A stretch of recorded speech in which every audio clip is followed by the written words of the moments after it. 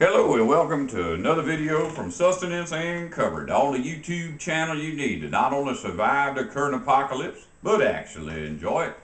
And today we're going to talk about learning how to be a prepper or a survivalist. I think a lot of people really want to be independent from this system that's in place here, our infrastructure, because we know, first off, the infrastructure is wicked. Everything it does is just disturbing. But secondly, it's looking more and more like it ain't got very much time left. And so when it runs out, you certainly don't want to just be standing out in the cold. Be good to have something in place already that you can depend on for when that's gone. However, it's real easy to get caught up in the trap of watching YouTube videos every day about how to fish and how to tan a hide and how to clean a hog or whatever, and just try to take mental notes and tell yourself, as you know, as soon as this world as we know it comes to an end, I'm going to do that. So I'm telling you, it ain't quite that easy. And I'm telling you that because I had to learn it myself. I grew up in a house where people were pretty much independent, and we raised our own animals. We had our own garden. Things like that. I never went hunting. My daddy never hunted. My brother liked to do that kind of stuff. Go fishing. Daddy go fishing. Daddy bring home a sack of oysters every now and then and shuck them. And you know, when he was doing that, I would see him doing it, and I'd go out there and bring him a beer every now and then or something, but I wouldn't watch how he did it or attempt to do it myself. So when I became a grown-up and got out of the military, I had to learn all this. And by that time, Daddy was done with it because he was retired and he was ready to travel. So when his last animals got butchered, he didn't replace them. Well, anyhow, here is how I learned and how you're going to have to learn. Actually, the first step I didn't have to do, but I'm going to tell you about it because I have found out that a whole lot of people know that the world is coming to an end as we know it. They know that everything they depend on is all smoke and mirrors. And they want to be a prepper or a survivalist with all their heart.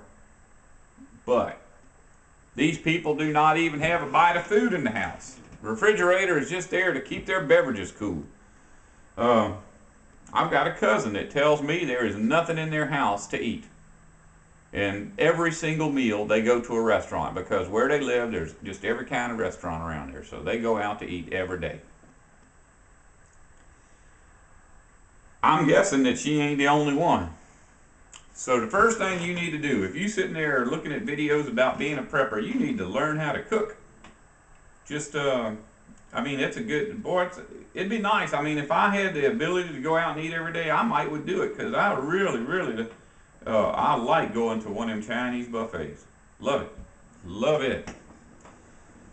But if all you can do is spare maybe one day a week to cook a meal at your house, then that would be good. And I would try to cook a little bit something different every time. You know, one day go get a chicken and bring it home and cook it. Try to fry it, whatever, bake it. Make a pot roast. And maybe even later on figure out a way to cook out in the yard over an open fire.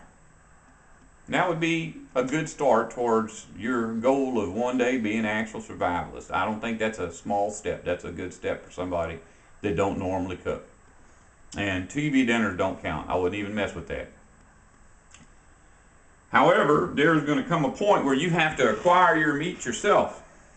Me, and this is how I did it, and I don't want nobody laughing at me because I just couldn't kill something. And I was scared to death if I did kill something, I'd feel so bad I wouldn't be able to clean it and I wouldn't eat it and it'd get thrown away. Or if I cleaned it, I would screw it up and have to throw it away. And I just couldn't see myself killing something just to teach myself how to kill with no other benefits. If I couldn't eat it, I didn't want to kill it.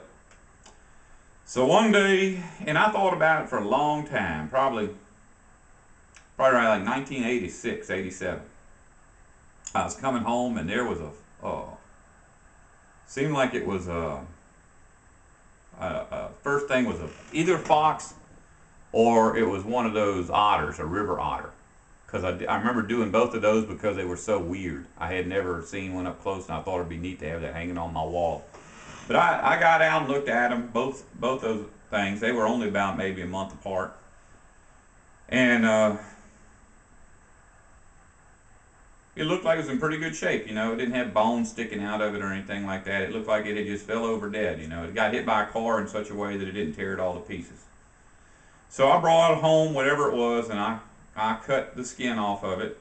I know I did not take and gut them or any of that. And I hung them on the wall. I remember seeing, you know, in my old house, it's not in the picture up there, I don't think I would have noticed it, but my old house, I had that otter skin hanging on one side of the door, and I had that fox skin hanging on the other side of the door. Well, later on, I thought, you know, I really need to go to the next step. I'm going to go ahead and get something off the road and clean it all the way. And so from there on, it was just every time I got a different animal, you know, whether it was a squirrel or, I don't even want to go through the list because I don't want people to say something bad about it. But I would bring it home and cut it up and try to make it look like a meal, and usually just throw it away. Unless it was a neat skin, then I would hang the skin on the wall. But in any case, you get to learn how to process a piece of meat without killing anything. And if you got dogs, you can actually take it to the next level and cook that meat for, even if it's rotten. You know, dogs, they love rotten meat. If you ever let your dog loose and there's something rotten anywhere in the woods, he'll go out there and eat it before you get a chance to stop him. So don't, you know, it ain't gonna hurt him. However, eventually you're gonna have to learn how to kill something and process it and cook it and eat it. The only reason I made this video is just to let you know you don't have to just jump out there and try to do it all at one time. You can do this over months or years. Although, with the time we have left of this apparently short-sighted government that we're living under, you might want to do all this a little quicker than I did it. You know, I've been doing this since, shoot, it was probably 10 years before I killed something and actually took it all the way to eating it. But the fact is that if you don't do this, you will not survive. I'm not saying that humans absolutely have to have meat to survive, but if you're limited to the area where you live for providing your food, even if you know every edible species out in the forest, acorns do not hit the ground where I live. My trees are loaded. Squirrels get them. So if you're going to eat some acorns, you need to start eating squirrels, and you need to start eating them pretty soon. You need to have a system in place to eat them squirrels. If you have been planting fruit trees all over your place, chances are you are not going to get any fruit unless you are willing to kill some raccoons. I know for a fact if you got persimmon trees, you can plant 10 persimmon trees and you will not get a piece of fruit off of them for 20 years because the raccoons will keep up with them all the way till then. So you're going to have to kill raccoons. If you got a garden and you growing something out there like especially legumes, you know, they always show a rabbit getting in and digging up carrots. I ain't really had that problem because I can't grow carrots, but man, oh man, you grow some Kentucky Wonder beans and them rabbits will eat it. They won't eat the beans, they'll eat the whole plant. So if you're planning on eating beans that you're growing, you had best learn how to eat some rabbits. And not only that, I mean, you ain't just going to kill them because they're eating your plants, but meat is really good for you.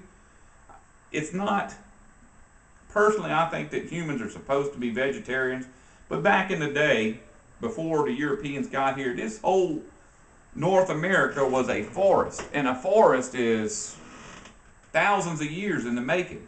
What we have now is lawns and woods.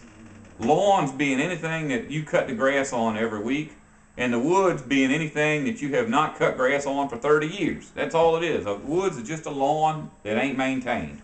But a forest is a system that is thousands of years in development, and it's balanced. Human being can go out there and in a few minutes collect all the food they need just from fruits and nuts and vegetables. And they'll get their share because the rabbits and deer and all won't be out of control. They'll be all around you. You can eat all you want. But in a forest, things are balanced, and we've destroyed the forest. Well, I didn't. I'd have never took part of that. My great-grandfather was pretty into that. He came over here from Italy just to cut all the trees down. But in any case, that's it. If you're going to learn how to be a survivalist / prepper, you need to start familiarizing yourself with the inside of some animals.